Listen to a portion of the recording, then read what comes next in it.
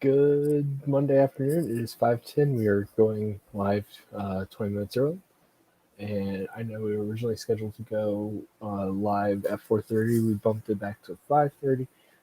We're freed up now to go ahead and go live.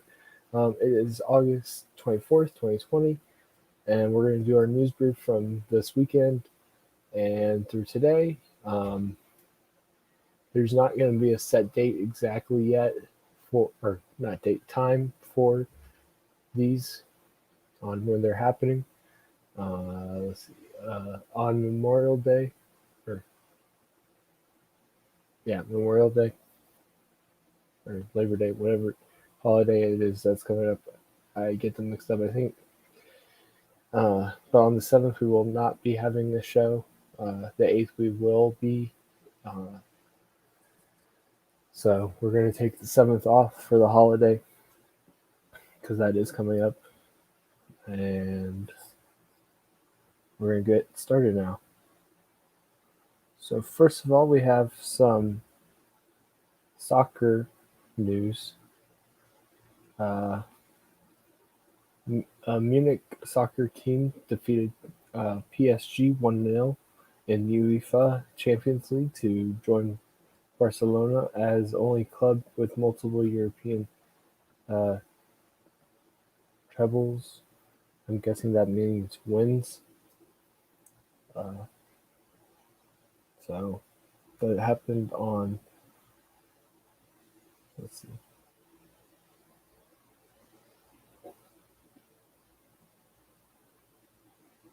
That happened yesterday on Sunday, the 23rd.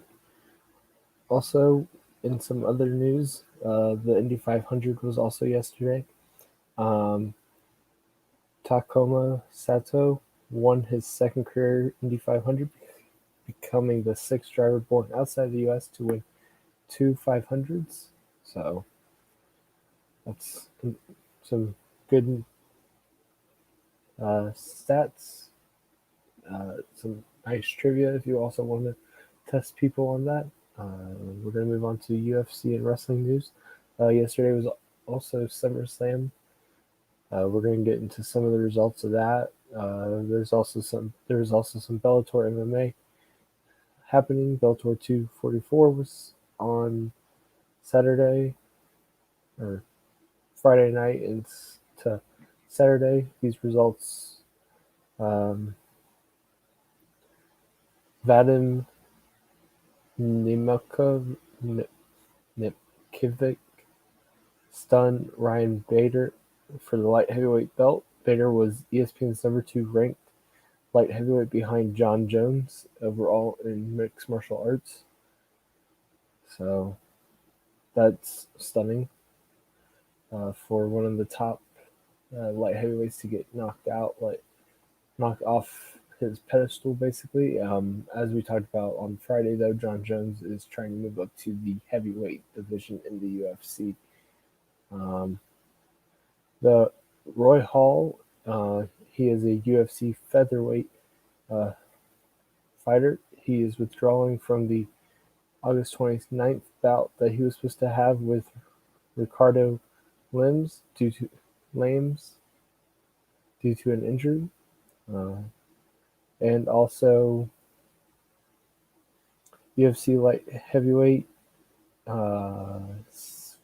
Prix has withdrew from this past Saturday's co-main event because there was a positive test of COVID from the fighter.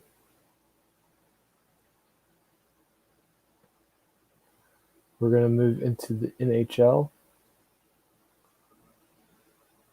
The Flyers knocked out the Canadiens.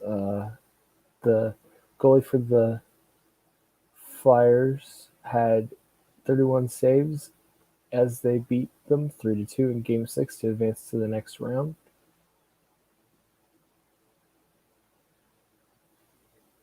Let's see.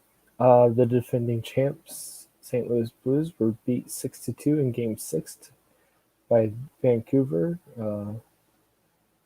So that's very crazy. I mean, it is a different style this year, the way that it was all set up. So we are, seeing some teams that weren't, even supposed to be there in the playoffs in because they ended up getting there from being able to knock off other teams.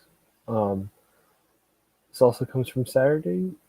Mike Milbury is going to be stepping away from his role with NBC Sports for the rest of the postseason after comments about women NHL that was deemed insulting. It's another broadcaster that has been pushed into the limelight after making some insults or comments about, you know, gender or racial. Most have been racial, or one was sex. This one has now been towards women. It's very sad to see all this happening. Um, but, we're going to see what's going to happen now with NBC Sports and how they're going to handle that going forward, whether they're going to bring in another broadcaster to help finish off this or not. So we're going to figure that all out. Also, the Washington Capitals fired their head coach, Todd Reeder, after only 2 seasons. It's very interesting that they're changing coaches after just winning the Stanley Cup. And I'm not 100% sure, but if he was the coach to win the Stanley Cup with them, Justin would know more. I did try to see if Justin wanted to come on, but I did not hear a response from him. Today was our first day of classes at Ohio back, so I don't know his exact class schedule. I know he might have some night classes. I'm not 100% sure yet. So we'll see if we can get Justin on later this week or in the near future. I'll be working out that. So, but we're going to move on to another NHL topic. Las Vegas goalie Mark Andrew Fleury has agent delete tweet that was critical of the Golden Knights and their coach. We might see him go from the Golden Knights, or maybe just get punished overall. So we're going to start with a trade in the MLB as we're going to move on to the major leagues. Speaking of trades, the trade deadline is a week from today at 4:00. I think next week's episode we're going to start around 4 if I'm available then. That way we can handle any trade deadline stuff with the MLB as we go. We might start at 3:30. That way, as the MLB goes with their trade deadline stuff, we can cover the trade deadline coverage at around 4:00 as it's happening. But the MLB trade alert on Friday the 21st, the Phillies acquired right-hand pitcher Brandon Workman and Heath Hemberg and cash from the Red Sox in exchange for right-hand pitchers Nick Pivetta and Connor Siebold. So just some pitchers being exchanged back and forth between the Phillies and the Red Sox, along with some cash. It's very interesting. Also, another pitcher was in the news, this one coming from the Nationals. More news out of our nation's capital, I guess, as you could say. The pitcher, Steven Strasburger, is going to have season-ending surgery for the carpal tunnel syndrome that he has in his hand that he uses to pitch. It's kind of sad to see that he's, having to have surgery on carpal tunnel at his age, especially in his pitching hand. Maybe that will be the next big topic to be seen with pitchers. We all see this Tommy John surgery, but now are we going to see a bunch of pitchers with carpal tunnel syndrome and them all having to get work done on their hands and their pitching hand or their, you know, just because of the, doing the same with the two seamers or the change up fastball, every day for like decades? Are we going to end up seeing that becoming more of a bigger topic, especially with AAU baseball, travel ball happening in them college, but we're going to move on to more Nationals news. They fired an employee for coffee throwing. I'm just going to say the last name because I'm not going to try and pronounce it, the first name, but it was Morel. Allegedly threw a hot coffee in the face of a female uh, convenience store employee. Sad to see that happen again as, more female, people have more females are getting attacked. It's not good. But we're going to move into some more interesting news. This news I think would have been really cool for Justin to see or talk about because I really would have liked to have heard him talk about this, seeing that we've talked about memorabilia and playing cards and all that stuff in the past. But Mike Trout's rookie card broke records. His 2009 Bowman Chrome Draft Prospects Super Fractor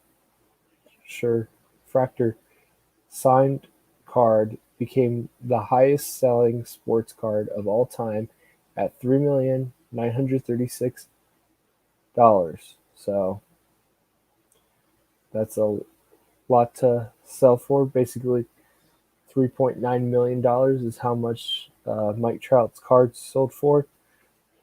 And it was his rookie draft card. I mean, just thinking of all the cards I've collected or other people have collected or Justin has collected.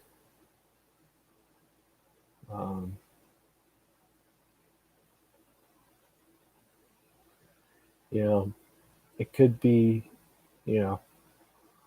we could have cards that are worth at least a couple hundred. I don't know if we have, cards worth millions of dollars. It'd be cool. I know I have Votto cards, I believe, and cards of players that have done good and are really successful. But I don't know if I have any cards that would be worth millions of dollars. Then we have news that tomorrow the Mets will resume play. They will face the Marlins in a doubleheader after COVID-19 tests conducted Sunday were negative. And that was announced today at noon. So we're going to move to the NFL. There's been some news out of the NFL. Earl Thomas, we're going to talk about that real quick. He was sent home Friday after a flurry of on-field arguments with safety Chuck Clark.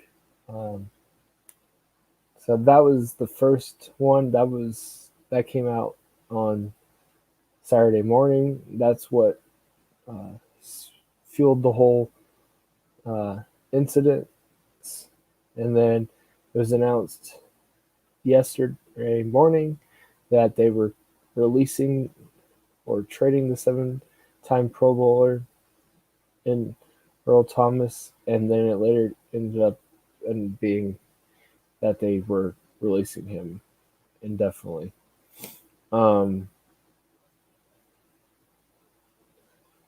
He also had a Instagram post in which he shared a video explaining play that sparked the Friday argument. but it was later deleted. So it's just really interesting that a veteran like him, and they talked. Ryan Clark and Pat McAfee talked about that today on Pat McAfee's show, and Ryan Clark had some very interesting points in which he made about how some of the details that are coming out about it, about how the team was talking about it and making their points about how um,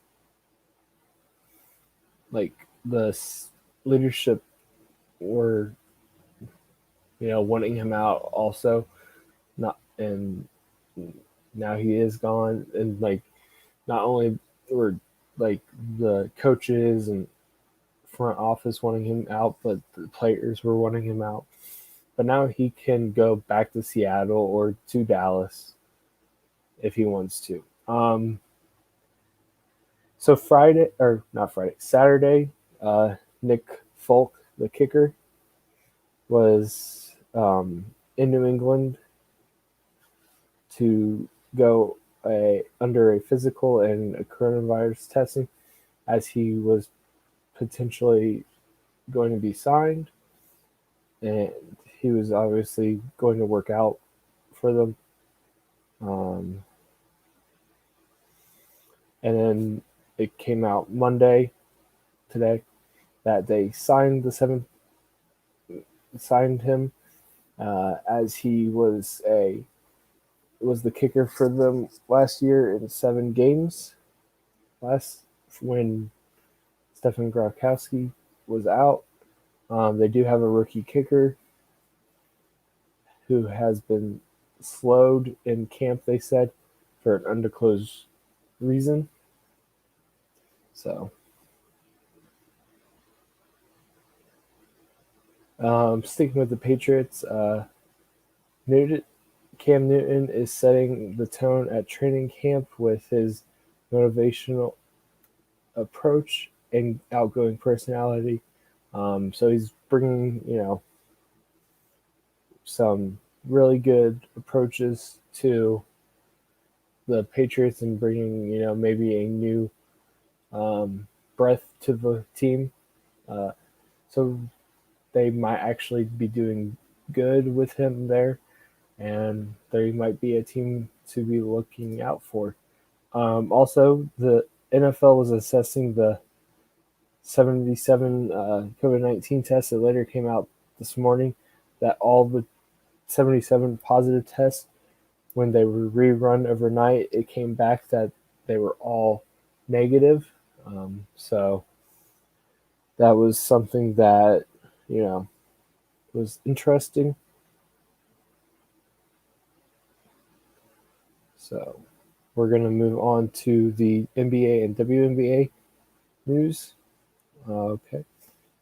On Saturday morning, or late Friday night, it was announced that Mavs guard Luka Doncic said his left ankle injury suffered in Game 3 is not that bad. He was supposed to have an MRI. And also, speaking of another player that had an ankle injury from the WNBA, Sabrina Ionescu from the Liberty, who has not played since suffering that severe sprained ankle on July 31st, has been has been has been told she will not need surgery, but there is no timetable for her return. Obviously, they don't want to rush it, but they want to make sure she can play, and everything is 100% though, because she was the one their first pick, and she is a very highly valuable player. Um, Also, the Raptors coach becomes the first to win the Coach of the Year in the NBA and G League, as he was named the head coach, or not the head coach, as he was named Coach of the Year this year for the NBA. Brittany Griner is going to be departing the WNBA bubble for personal reasons. Nothing else has been said since then on Saturday. The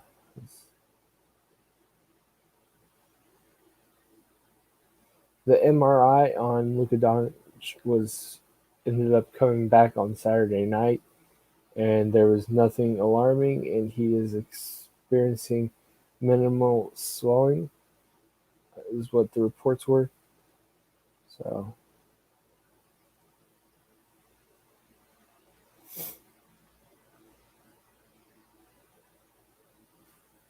one second, Justin is talking.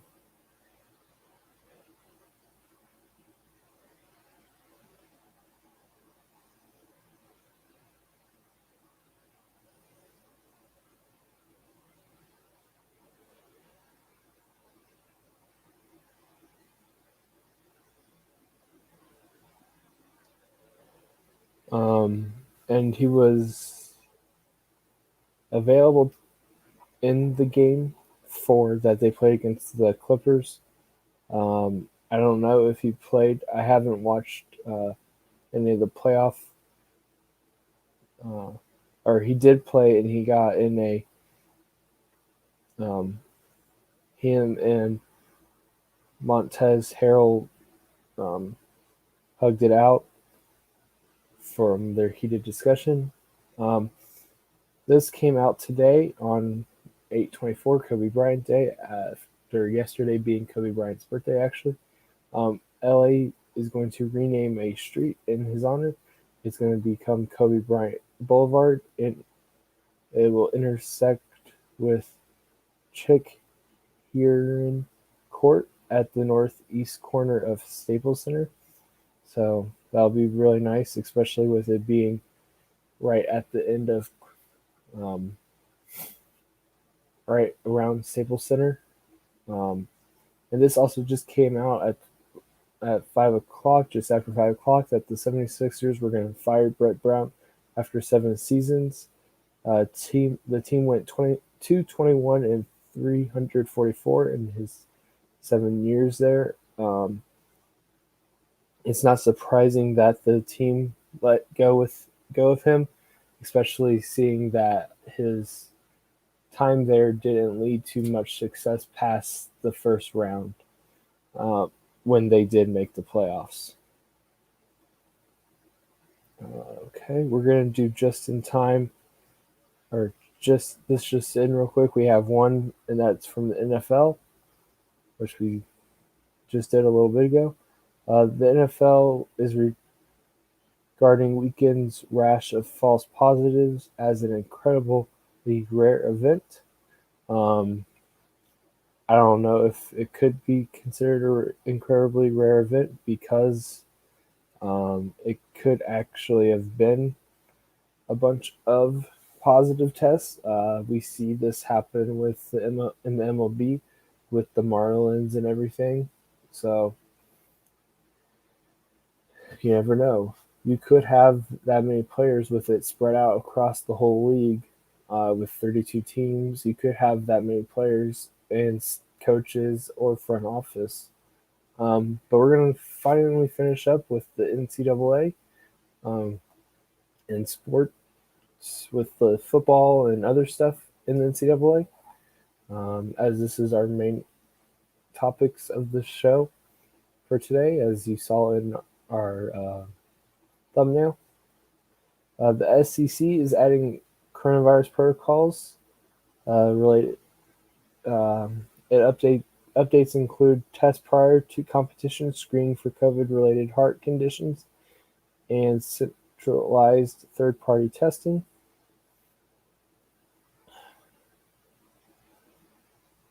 The NCAA is also granting extra eligibility for fall athletes. They're also giving more protections for student athletes. They're going to work towards fall championships in the spring. So all of the NCAA championships, except for the college football playoff, which we're going to talk about here in a little bit, are going to be moved possibly to the spring. So that's including your FCS national championship. They're going to move all that to the spring, possibly. They're going to be working towards that. Maybe the NCAA will pressure the national championship or the playoff committee to move there to the spring and move everything to the spring. I know that's better for the college world to be able to do everything in the spring, uh, especially when in high school you can't. So, because high school you play multiple sports. I know it's a bad idea for high school. So, Matthew Stafford and his wife are donating $1.5 million to the University of Georgia. It will go towards social justice initiatives and a scholarship for students in need. That's really great of him to do that. Also, Duke will not allow any spectators for the start of their season for any of their fall sports. This that came out today, and then the moment you've all been waiting for, the college football playoff committee will do their selections starting on just on November 17th, and they will end on December 20th. The first AP poll did come out today, and there were Big Ten and Pac-12 schools included. Since they're not playing, obviously there might be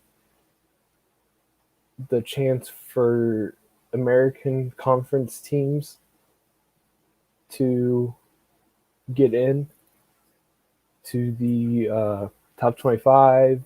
More of the mid-majors could get in.